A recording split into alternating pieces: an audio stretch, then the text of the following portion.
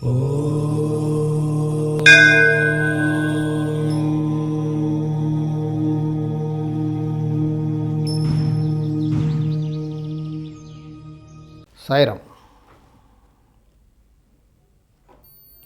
నా మాటే వినాలి, నేను చెప్పినట్టుగా నడుచుకోవాలి, డిసిప్లిన్గా ఉండాలి. నేను ముక్కు సూటిగా మాట్లాడతాను, ఎవరికి భయపడను, ఎవరికి అన్యాయం చేయను. నా పద్ధతి ఇది.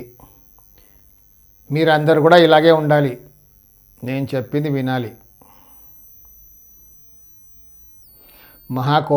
కోపిష్టి, వెరీ ప్రిన్సిపల్డ్. అన్నీ కూడా ఒక గిరి గీసుకుంటారు. ఆ గిరి ఇంకా దాటి వెళ్ళడం కుదరదు, వెళ్ళరు అసలుకి. గొప్పగా చెప్పుకుంటారు, నా పద్ధతి ఇదండి, నేను ముక్కుసూటిగా మాట్లాడతాను. అందరు ఇలాగ ఉండాలి, ఫ్యామిలీ మెంబర్స్ కూడా అందరు ఇలా వినాలి, అంతే, తప్పదు. లేకుంటే అయిపోయారు.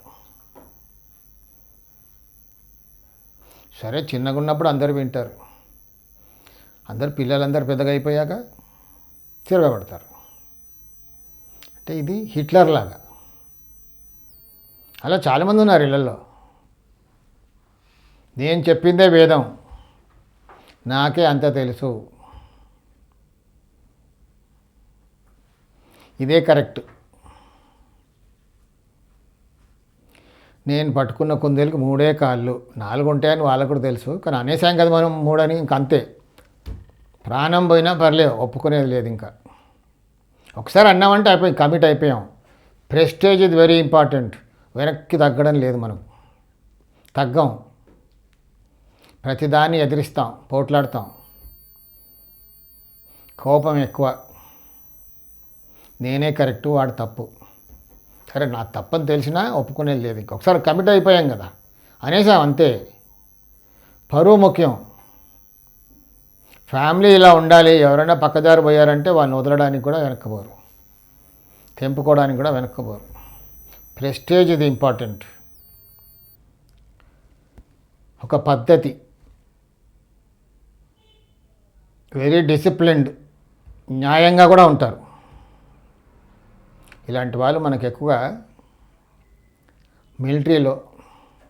మిలిటరీలో ఉన్నత స్థానంలో ఉన్నవాళ్ళు, పోలీసులు, ఐపీఎస్ ఆఫీసర్స్, కొంతమంది ఐఏఎస్లో కూడా ఉంటారు. అంటే ఇలా పెద్ద పెద్ద పోస్టులో ఉన్న వాళ్ళు, ముఖ్యంగా నేను గమనించింది ఐపీఎస్, మిలిటరీలో ఉన్న వాళ్ళు ఇలా ఉంటారు.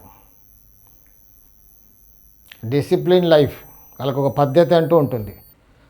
నేను అప్పుడెప్పుడో ఒక ఆర్టికల్ చదివాను, ఇక్కడ ఒక 30 years బ్యాక్ అనుకుంటాను. ఒక అతను World War IIలో ఒక కల్నల్ అనుకుంటాను, వార్ ఫీల్డ్లో అతనికి ఒక సిస్టమ్ అనమాట. ఆ టైంకి పడుకోవాలి, అంతే. వార్ ఫీల్డ్లో కూడా పడుకునేవాడట, అంతే. ఏమైనా కానీ, పడని చచ్చిపోని ఏమైనా కానీ, వార్ ఫీల్డ్లో ఉన్నాం, టైంకి పడుకోవాలి. సో అలా పడుకునేవాడు, లేసేవాడు, మళ్ళీ వారిలో పాల్గొనేవాడు. అంటే నేను చెప్పేది ఏంటంటే, కొంతమంది అంత డిసిప్లిన్గా ఉంటారు. వాట్ మే కమ్, అంతే.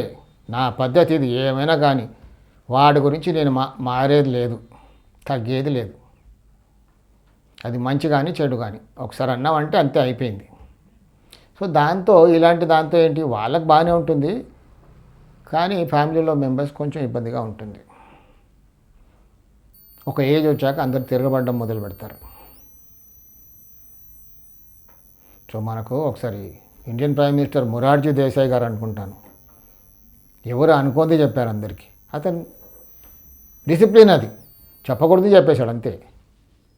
సో అలాంటి వాళ్ళు ఉంటారు. జనానికి నచ్చదు, వాళ్ళకి నచ్చితే మాత్రం అందరిపైన రుద్దడానికి ప్రయత్నం చేస్తారు. అంటే ఇదంతా స్టోరీ ఎందుకు చెప్తున్నాను, ఎవరికైనా వినే వాళ్ళకి అనిపించవచ్చు, ఏంటి వాస్తులో ఇదంతా స్టోరీ చెప్తున్నాడు విశ్వకర్మ గారని. అంటే ఇది కూడా వాస్తుకు సంబంధించిన టాపికే. అంటే జనాలు ఇలాగ ఎందుకు ఉంటారు, నైరుతిలో దోషం ఉంటే జనాలు ఇలా ఉంటారు. కొంతమంది వెరీ డిసిప్లిన్డ్.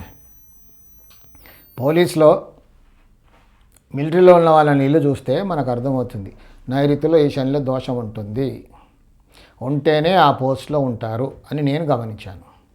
ఉంటేనే అలా డిసిప్లిన్డ్గా ఉంటారు. ఆ పోస్ట్లో ఉన్న వాళ్ళకి ఆ డిసిప్లిన్ అవసరమే కదా.